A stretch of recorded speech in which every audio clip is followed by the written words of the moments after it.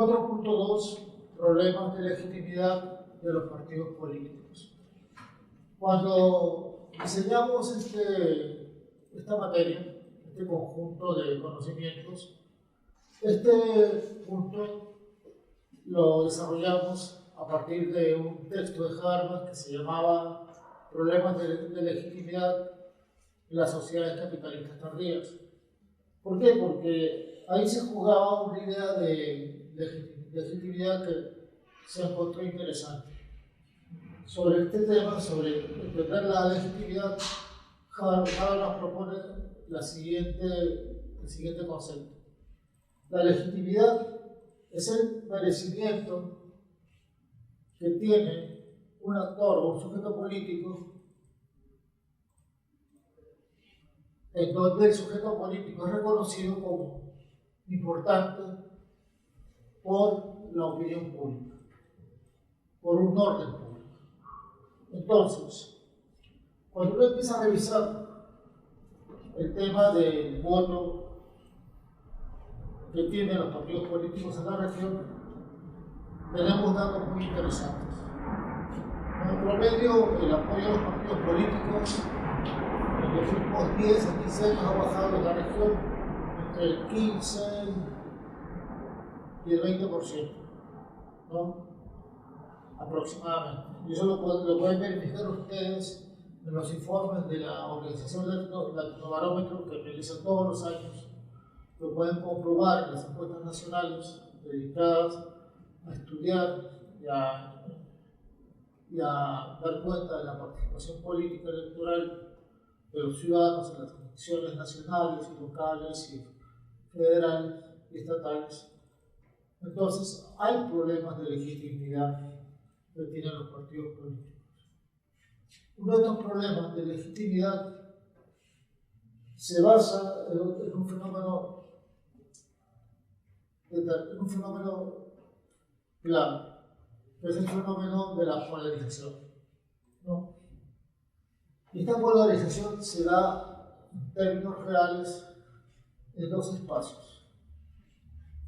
En el espacio de la sociedad civil, en el espacio de la ciudadanía, cuando la ciudadanía que participa de un proceso político se polariza radicalmente, ¿no? Se divide en dos extremos opuestos.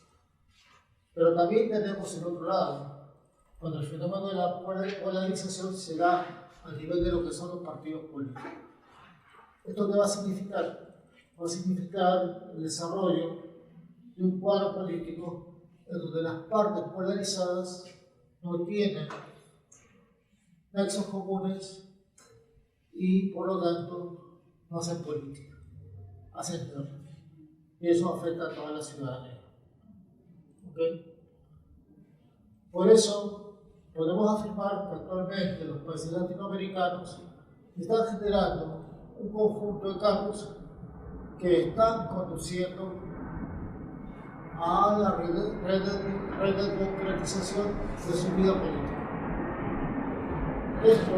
Este proceso de redemocratización está permitiendo que los partidos políticos vuelvan a obtener eso que han perdido, que se llama legitimidad, y logren así un espacio junto a los movimientos sociales y los sindicatos. Pero toda esta construcción política es un proceso de reconstrucción que ha venido desde la sociedad civil hacia las instituciones políticas. Y lo hemos visto en Perú, nuevamente en Perú, lo hemos visto en Chile, nuevamente en Chile, lo hemos visto en Brasil, ¿no? Lo hemos visto también en México. Es algo muy interesante, ¿por qué? Porque son dos movimientos los que se encuentran. Por una parte tenemos el movimiento de los partidos políticos que deciden sintonizar sus distintas agendas políticas con las necesidades contemporáneas de los ciudadanos latinoamericanos y mexicanos. Pero por otro lado, vemos que desde la sociedad civil se intenta alimentar con nuevos programas, con nuevos contenidos, la política en sus distintas comunidades políticas, ¿no? Por lo tanto, a partir de movimientos sociales, de sindicatos, se generan lógicas virtuosas que impactan necesariamente y decididamente en la construcción de partidos con mayor legitimidad política. Ahora, también no hay que echarle la culpa a los partidos políticos de todo lo que está sucediendo. ¿Por qué? Porque hay un espacio en el que los partidos políticos no tienen mucho que hacer. Y es que los ciudadanos que se interesan por la política y que no son indiferentes ni apáticos hacia la política son la minoría. Ya hay una creciente cultura política que tiene como característica un hecho específico. La política ya no interesa. La política es vista como algo malo, algo feo, algo sucio, y por lo tanto un ciudadano corriente no quiere asociarse y no se mete en la política.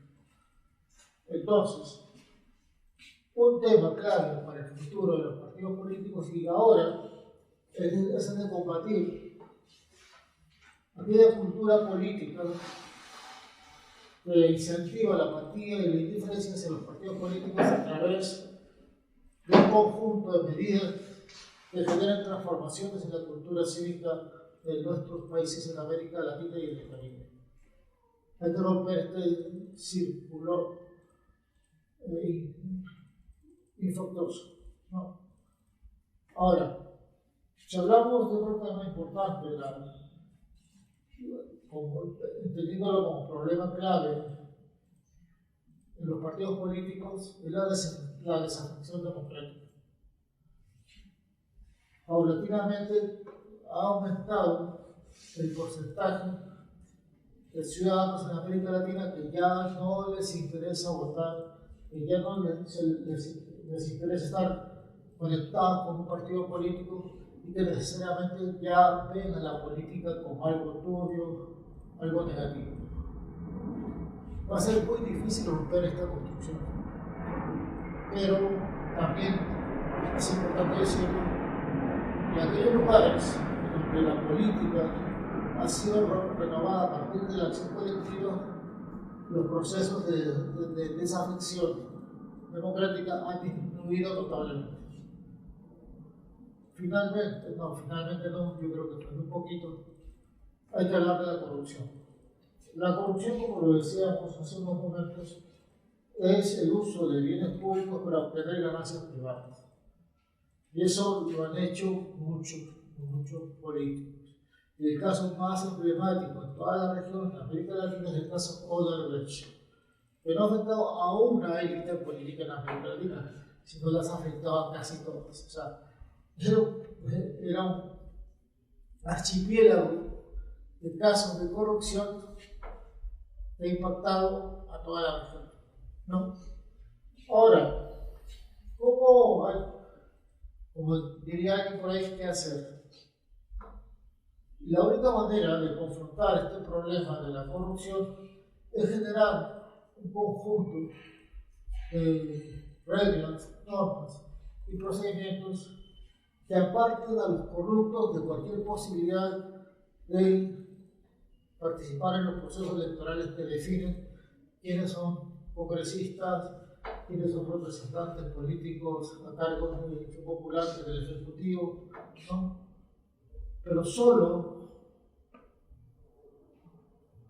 logrando que los candidatos que accedan al poder sean candidatos no manchados por la corrupción, se va a poder mejorar, se va a poder superar este problema. También hay otro tema fundamental, los nacionalismos radicales. ¿Por qué el tema de los nacionalismos radicales es problemático? El tema de los nacionalismos radicales es problemático porque genera discursos etnonacionalistas de carácter fascista, independientemente del lugar en el que se ubique el fascista, que terminan descomponiendo las relaciones políticas al exterior de todos los países. Las democracias en donde los nacionalismos radicales son potentes, son naciones que tienen problemas de identidad política y de generar lógicas basadas en la tolerancia y el reconocimiento. ¿Cómo lo podemos poner? Por ejemplo, tenemos el caso de Canadá, que tiene ciudadanías multiculturales, políticas públicas multiculturales, basadas también muchas leyes en reconocimiento, pero por otro lado, tenemos países en donde los nacionalismos étnicos están confrontados, ¿no? Eso genera mucha violencia política. Quizás el caso más significativo de América Latina fue el de los pueblos mapuches de la Argentina y Chile. Como el triunfo étnico es atacado desde el Estado, se le construye una imagen radical, se les ataca policialmente para confrontarlos políticamente, y pues eso que genera violencia, y la violencia va a generar muchas muertes, ¿no?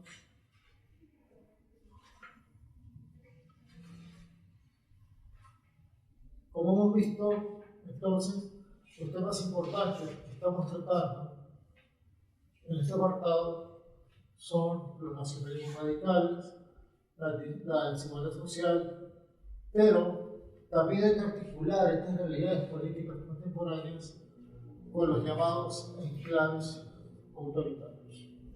Un enclave autoritario puede ser, por ejemplo, lo que pasa en Chile y en Perú, en donde las constituciones políticas vigentes hoy en día son o fueron construidas, hechas por dictadores. Entonces, como dicen por ahí en la ciencia política, las instituciones se hacen con las ideas, los valores, los comportamientos y los intereses del espíritu de época de la élite dominante. Y si en 1992, en el caso fuera la élite dominante, una élite golpista, dictatorial, fujimorista, obviamente esa constitución no va a ofrecer muchos cambios democráticos, porque aunque la mona se vista de democrática, la mona se queda autoritaria, o el mono. Pero bueno, vuelvo al tema de los enclaves autoritarios. Lo mismo en Chile, ¿no? La constitución política chilena, hecha por Pinochet, no deja y no va a dejar nunca de tener un origen autoritario, un origen dictatorial. ¿Qué otros temas son los enclaves autoritarios? Pues vamos a tener, por ejemplo, el ejército metido en la formulación de la acción política, con presencia en los congresos, por ejemplo, pero seguiremos tratando este tema más adelante. Sin embargo, para ser consistentes tenemos que decir algo importantísimo. Los partidos políticos tienen problemas de legitimidad porque hay cambios sustantivos en la producción de la política de la misma sociedad. O sea, estamos viviendo cambios sociales. La globalización lo ha generado, el COVID lo generó también. Entonces, hay que decirlo, hay espacios, hay medidas, hay articulaciones que se generan el mismo centro político de los partidos políticos, que tratan de darle una mayor vitalidad a los partidos políticos. Y hay espacios, hay nichos en donde los partidos políticos son total y absolutamente necesarios. A pesar de todo, por ejemplo, los partidos políticos constituyen los instrumentos típicos, irreemplazables, las correas de transmisión de las demandas de los ciudadanos hacia los gobiernos, hacia los congresos, hacia las instituciones políticas. En ese sentido, siguen siendo un puente o un mediador necesario e indispensable entre los ciudadanos y los gobernantes. Así, los partidos políticos son bases, son estructuras necesarias, imprescindibles para el desarrollo de sus comunidades políticas, ¿no? Son elementos, son instituciones fundamentales para la construcción y para la conducción y para la reproducción del Estado democrático. Entonces, hay que ser también positivos. Hay un espacio necesariamente lleno de oportunidades en donde los partidos políticos pueden generar política.